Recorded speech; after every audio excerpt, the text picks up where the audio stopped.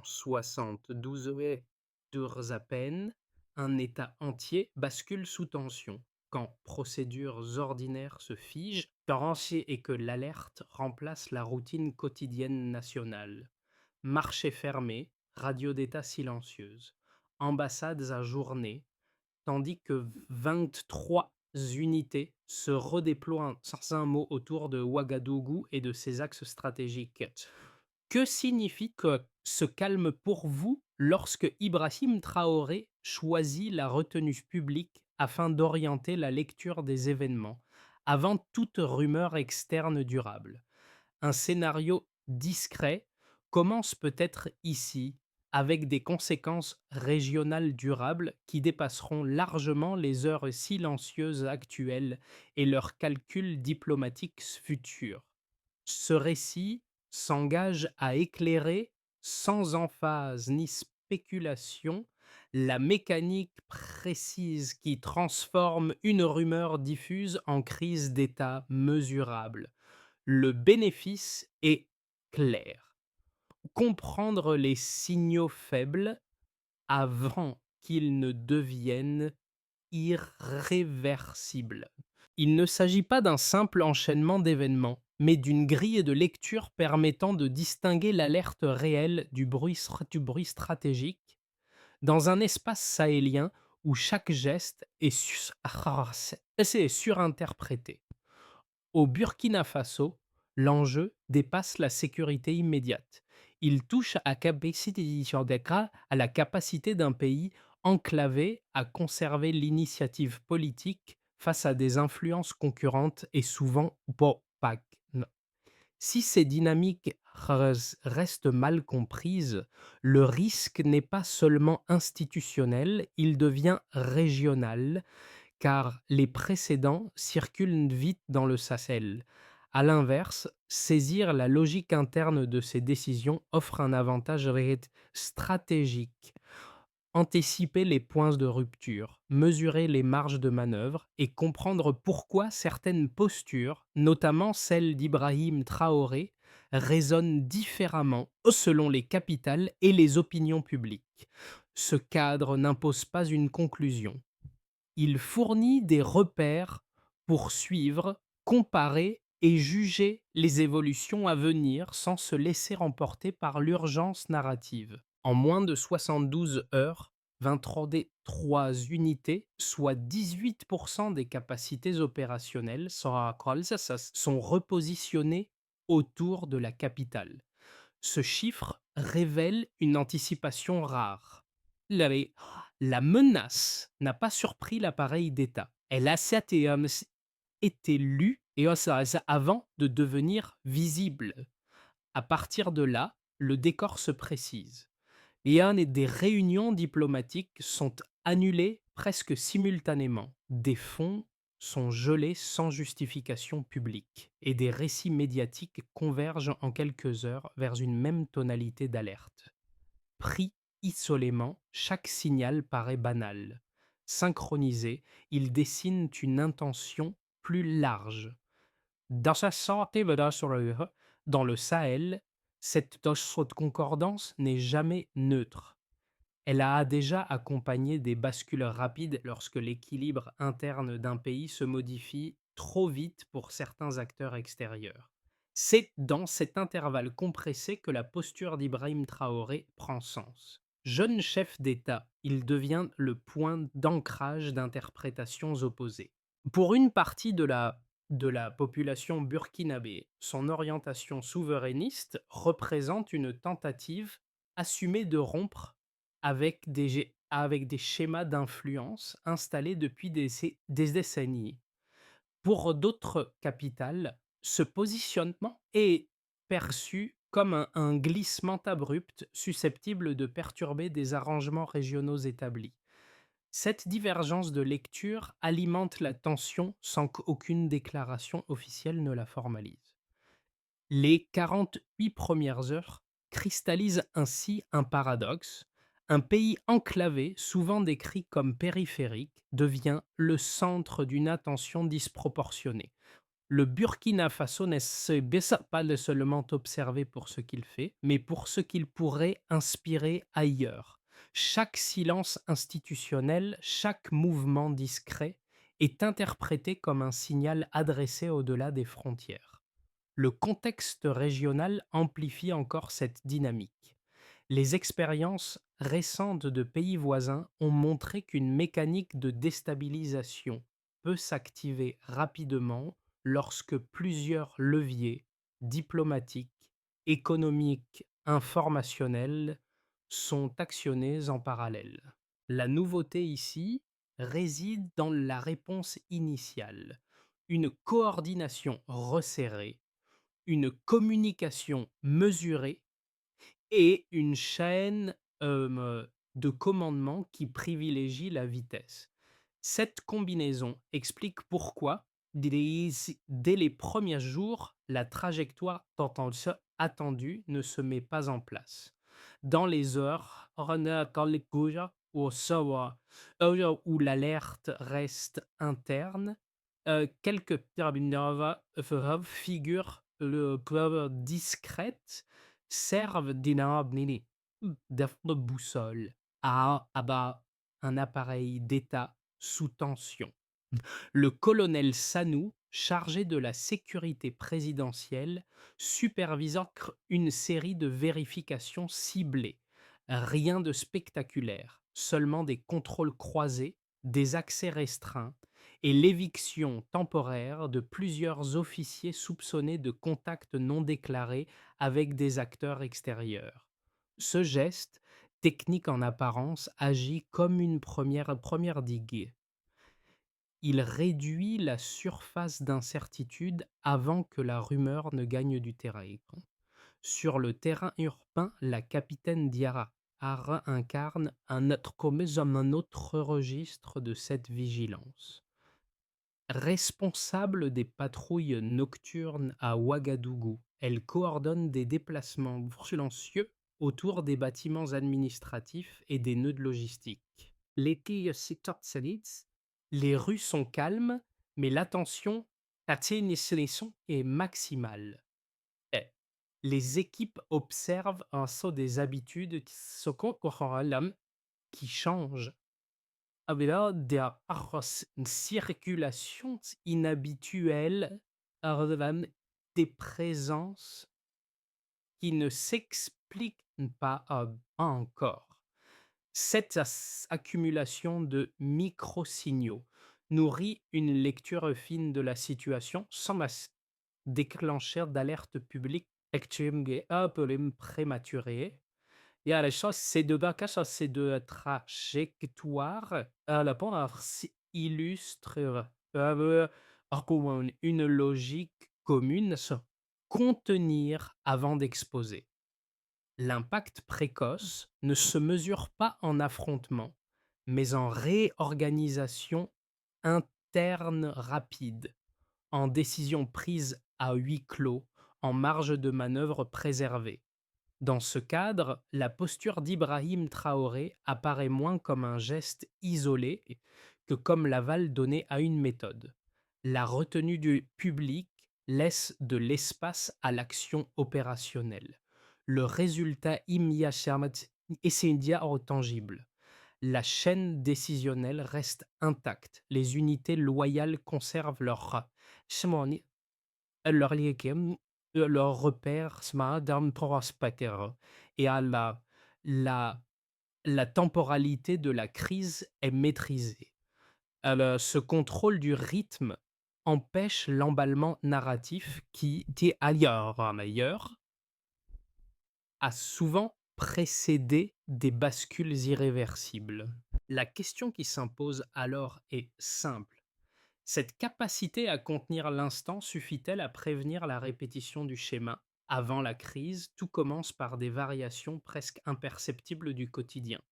Les bulletins des radios détails se raccourcissent. Les marchés ferment plus tôt que d'habitude et plusieurs ambassades annulent des rendez-vous programmés depuis des semaines. Après ces signaux discrets, la trajectoire se précise. Ah, Les services de renseignement identifient des échanges chiffrés entre un groupe d'officiers et des interlocuteurs situés hors du territoire. Le vocabulaire employé, présenté comme technique, correspond à des lexiques déjà observés lors d'opérations indirectes ailleurs dans le Sahel. L'alerte interne est déclenchée sans communication publique. L'escalade s'opère ensuite par paliers. Le samedi, des drones non identifiés survolent brièvement une zone militaire, ça va au nord, avec des trajectoires répétitives destinées à tester la réactivité des défenses. Le dimanche, des tracts anonymes apparaissent en ville, porteurs d'un message unique appelant à une restauration de la démocratie. Ce slogan, déjà vu à Bamako ou à Niamey, fonctionne comme un marqueur narratif. Il prépare l'opinion à une éventuelle rupture en la présentant comme légitime. À ce stade, la pression reste indirecte, mais la synchronisation des signaux réduit la part du hasard. Le lundi marque le paroxysme. L'état-major passe en alerte maximale, les permissions militaires sont suspendues et les communications avec certaines garnisons deviennent instables. À l'aéroport, des diplomates étrangers quittent Ouagadougou de manière discrète mais ordonnée. Dans la nuit, des blindés se positionnent autour du palais présidentiel, de la télévision nationale et des infrastructures stratégiques. Les, les sirènes résonnent par intermittence, sans annonce officielle. L'atmosphère est lourde, tendue, mais contrôlée. C'est dans cet intervalle critique qu'Ibrahim Traoré prend la parole. Son intervention est brève, calme, sans emphase. Il ne cherche pas la confrontation, mais fixe un cadre interprétatif. Le Burkina Faso ne doit pas subir une mécanique extérieure à déjà observée et ira ailleurs. Cette déclaration agit comme un repère interne. Elle stabilise la chaîne de commandement et réduit l'espace des interprétations concurrentes au sein des forces engagées. Le silence devient alors un outil, non un vide. Le mardi, la crise change de registre.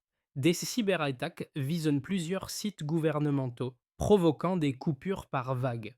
Sur les réseaux sociaux, des messages évoquent des défections imminentes et une désintégration de l'appareil d'État. Pourtant, aucune garnison ne bascule. Les unités restent en place. Des images circulent montrant Ibrahim Traoré visitant des avant-postes, uniformes poussiéreux, échanges et bref avec les soldats. Ces scènes ne relèvent pas de la mise en scène spectaculaire, elles servent à maintenir la cohésion dans un moment d'incertitude prolongée. Le mercredi, les répliques se stabilisent. L'armée annonce l'arrestation de plusieurs officiers impliqués dans des échanges suspects. Les rues se remplissent spontanément, mas prudemment. Il n'y y a ni célébration ni débordement, seulement un soulagement contenu. La tentative de déstabilisation n'a pas abouti. Le pays a tenu, non par réaction improvisée, mais par une anticipation structurée. Cette séquence, courte mais dense, montre comment le contrôle du tempo peut neutraliser un scénario avant qu'il ne s'impose. Avant la séquence de crise, le dispositif sécuritaire fonctionnait sur un rythme d'alerte classique fondé sur la réaction progressive. Après 72 heures, ce modèle bascule vers une anticipation mesurée, visible dans trois indicateurs clés. D'abord, un indicateur concerne le redéploiement militaire. En moins de 3 jours, 23 unités, soit 18% des capacités opérationnelles, sont repositionnées autour de Ouagadougou et de ses axes sensibles. Ce ratio est élevé pour un État enclavé aux ressources contraintes. Il traduit une capacité à mobiliser rapidement sans désorganiser l'ensemble du territoire. L'enjeu n'est pas la démonstration de force, mais la réduction des angles morts avant que la menace ne se consolide. Cette décision, validée au sommet, montre que la chaîne de commandement a privilégié la vitesse d'exécution à l'exhaustivité de l'information, un choix souvent déterminant dans les crises courtes. Ensuite, un autre indicateur touche à l'économie extérieure. Depuis le déclenchement de l'alerte, les échanges avec plusieurs partenaires occidentaux reculent de 22%. À première vue, ce chiffre peut suggérer une fragilisation. Pourtant, le delta observé indique surtout un recentrage contraint vers des circuits régionaux déjà en place. Les flux ne disparaissent pas, ils se déplacent. Cette contraction temporaire agit comme un test de résilience. Elle révèle dans quelle mesure l'économie burkinabé peut absorber une pression externe sans rupture immédiate. Dans ce contexte, la posture d'Ibrahim Traoré s'inscrit dans une logique de réduction de dépendance, même s'arrêter au prix d'un ajustement à court terme. Enfin, un dernier indicateur relève de la perception sociale. Un sondage interne mené auprès de 5000 citoyens indique que 64% attribuent la tentative de déstabilisation à des acteurs extérieurs. Ce niveau de convergence est rare dans une phase de tension. Il joue un rôle d'amortisseur collectif. Lorsque la lecture du risque est partagée, la propagation de rumeurs contradictoires perd en efficacité. Cette cohésion ne supprime pas les inquiétudes, mais elle limite les fractures exploitables par des campagnes d'influence.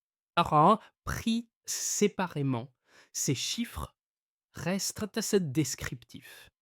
Mis en relation, ils dessinent une méthode. L'appareil sécuritaire agit en amont, l'économie encaisse puis s'ajuste, et l'opinion adopte une lecture relativement unifiée. Ce triptyque réduit l'effet de surprise, principal levier des opérations indirectes. Il ne garantit pas la stabilité durable, mais il explique pourquoi la trajectoire tendue et attendue ne s'est pas matérialisée. Ces données éclairent aussi la place d'Ibrahim Traoré dans la séquence. Il n'apparaît pas comme un symbole isolé, mais comme le point de convergence d'un dispositif qui mise sur le contrôle du temps. Les chiffres ne racontent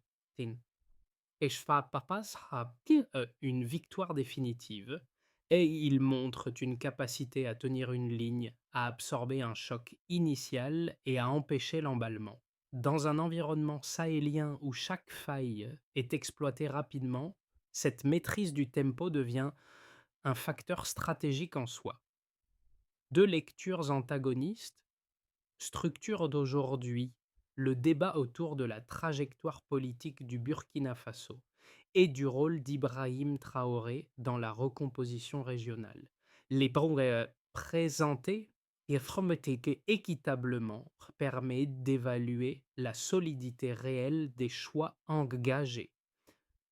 La première lecture, largement relayée dans plusieurs capitales occidentales, considère que l'orientation souverainiste actuelle accroît l'instabilité.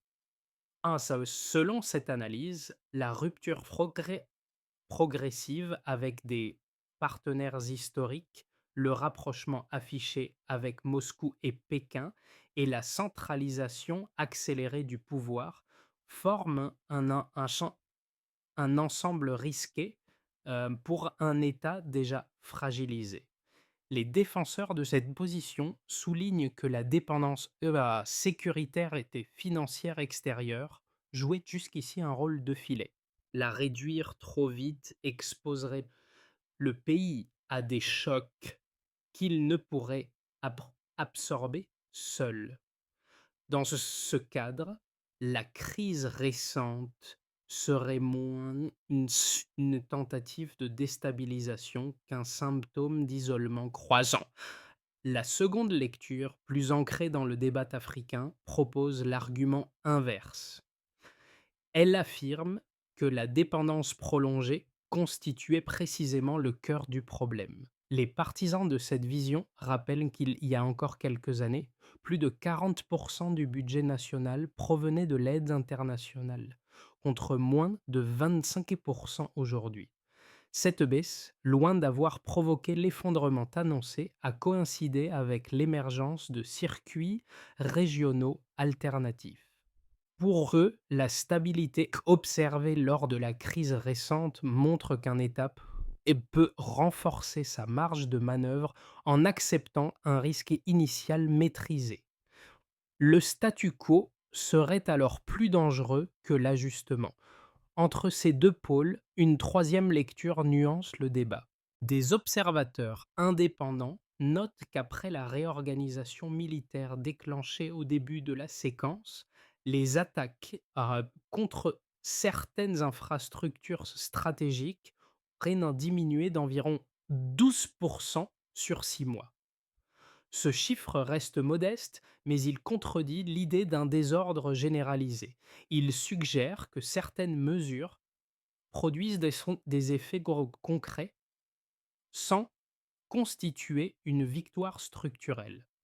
Le cœur du Stillman n'est donc pas de trancher, mais de reconnaître une réalité double.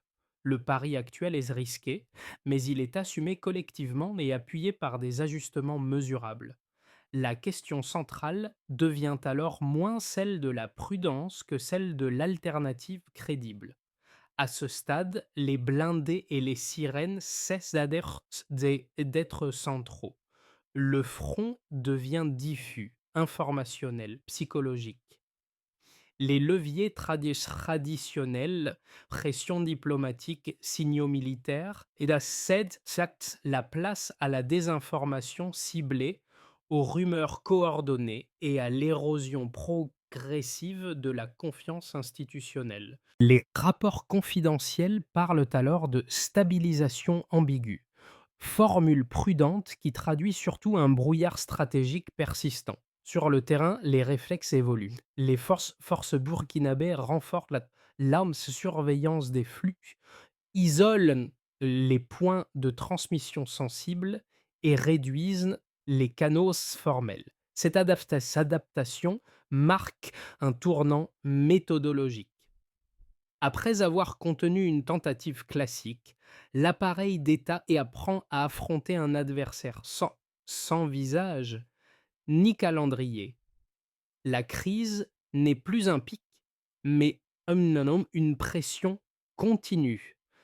C'est ici qu'Agib Yasser Ibrahim et Souarim Traoré introduit éventuellement un déplacement conceptuel décisif.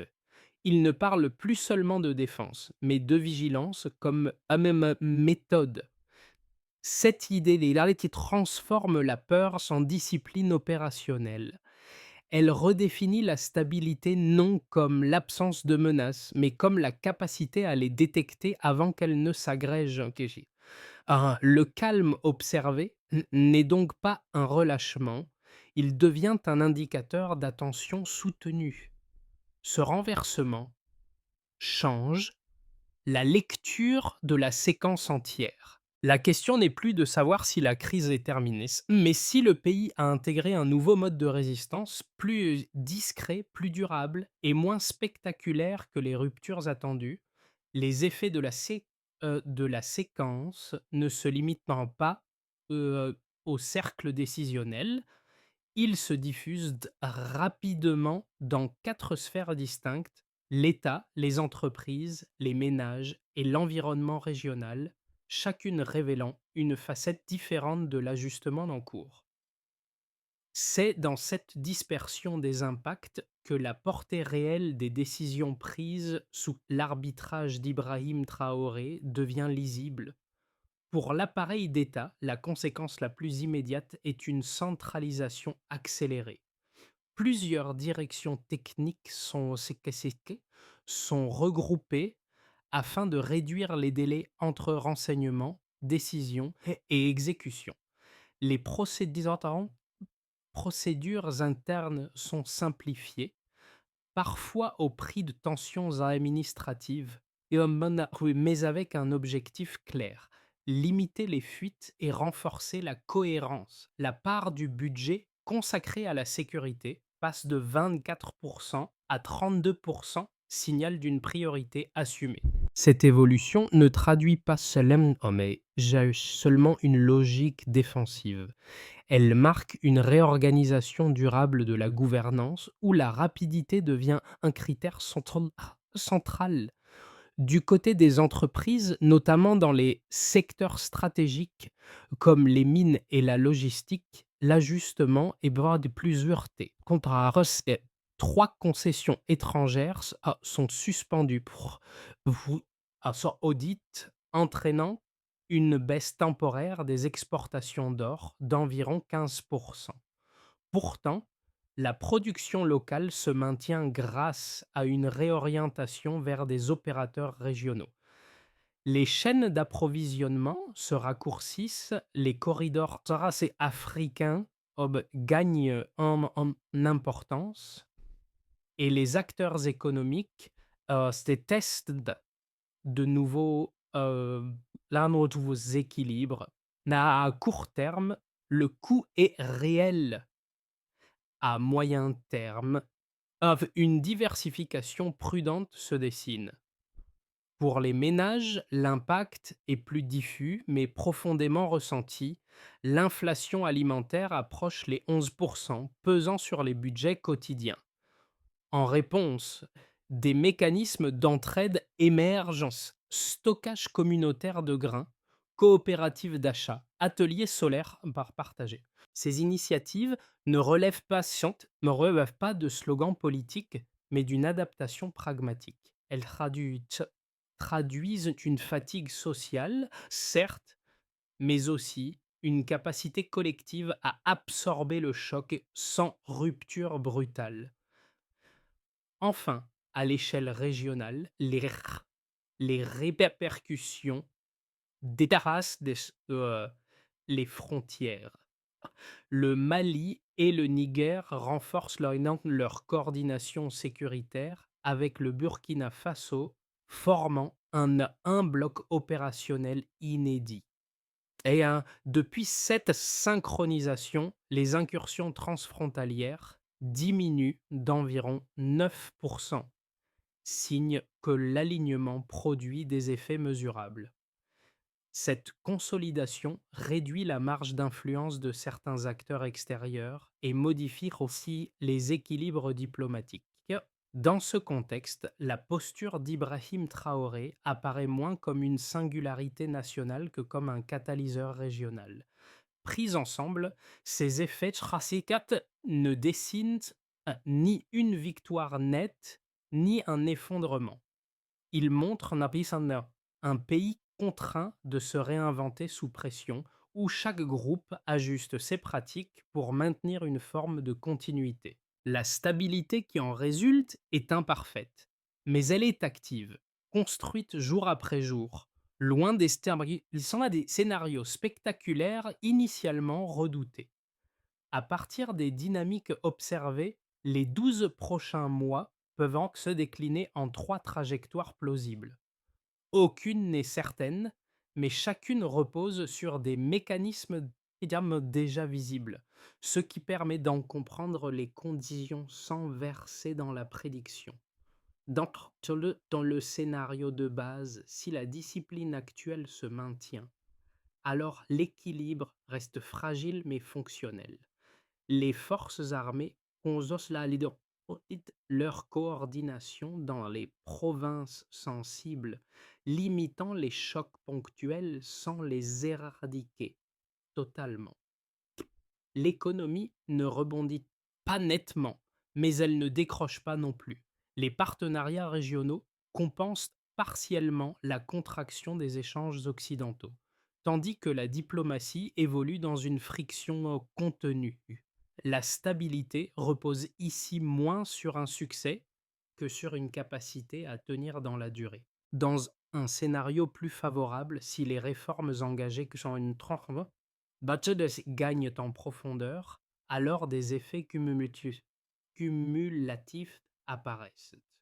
Les investissements africains augmentent, les circuits logistiques régionaux se fluidifient et l'axe Mali, Niger, Burkina Faso s'affirme comme un pôle stratégique assumé. L'appareil d'État se professionnalise, réduisant certaines vulnérabilités structurelles. Dans ce cadre, Ibrahim Traoré capitalise sur son image de dirigeant résilient pour consolider des alliances sud-sud, transformant une posture défensive en dynamique proactive. Dans le scénario le plus contraint, si un choc externe majeur survient, alors la cohésion interne est mise à l'épreuve. Cyberattaques massives, sanctions économiques ciblées, ou ruptures diplomatiques pourraient amplifier les tensions sociales. L'État renforcerait la centralisation pour contenir la pression au risque de créer des frictions internes. Le danger principal ne serait pas un renversement immédiat, mais une érosion progressive de la confiance et de la capacité d'adaptation. Face à cette trajectoire, la recommandation clé reste la même. Documenter, mesurer et corriger avant d'interpréter. Comprendre les mécanismes à l'œuvre permet moins de choisir le meilleur scénario que d'éviter que le pire ne s'impose par défaut. Derrière les chiffres et les arbitrages stratégiques, la période récente se mesure surtout à sa hauteur d'individus. Ce sont leurs routines, leurs marges de sécurité et leurs décisions ordinaires qui traduisent l'effet réel de l'attention. Trois groupes en particulier incarnent cette expérience vécue. D'abord, il y a celles et ceux qui informent et transmettent. Journalistes, enseignants, relais et communautaires évoluent dans un environnement saturé de rumeurs. Leur rôle change de nature. Vérifier avant de diffuser, contextualiser avant de commenter. Chaque mot pèse davantage car une information mal comprise peut devenir un facteur de déstabilisation. Cette vigilance intellectuelle, souvent invisible, agit comme un rempart contre l'emballement narratif. Ensuite, on retrouve celles et ceux qui produisent et échangent. Commerçants, agriculteurs, petits entrepreneurs subissent directement les variations de prix, les ruptures d'approvisionnement ou les restrictions temporaires. Beaucoup s'adaptent par nécessité, circuits courts, mutualisation des stocks, coopération entre quartiers. Ces ajustements n'ont rien d'idéologique. Ils sont pragmatiques, dictés par la volonté de maintenir une activité minimale et une dignité économique malgré l'incertitude. Enfin, il y a celles et ceux qui protègent. Soldats, volontaires, civils et équipes logistiques vivent au rythme des alertes et des rotations nocturnes. Leur quotidien fait d'attente, de contrôle et de fatigue accumulée. Leur engagement rappelle une réalité simple: la sécurité n'est pas une abstraction institutionnelle, mais une somme d'actes répétés, souvent sans reconnaissance publique. Pour le lecteur, ces trajectoires posent une question concrète. Dans un contexte tendu, la stabilité ne dépend pas uniquement des décisions au sommet, mais de la capacité de chacun à ralentir, vérifier et tenir. C'est dans ces gestes ordinaires que se construit ou se fragilise la cohésion collective. Pour dépasser la simple survie politique et inscrire la stabilité dans la durée, une méthode structurée s'impose. L'expérience récente montre que l'improvisation accroît la vulnérabilité, tandis que la cohérence réduit l'espace des chocs.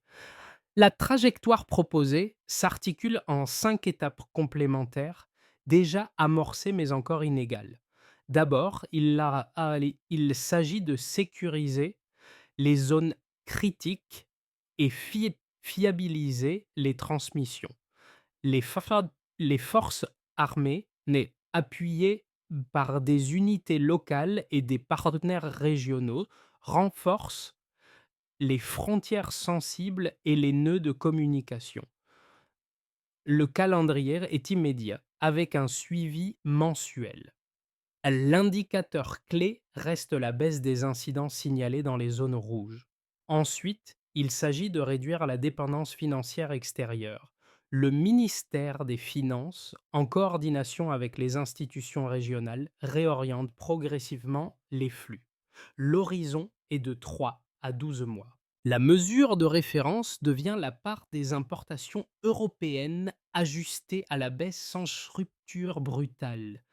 Puis, il s'agit de relancer les capacités productives internes.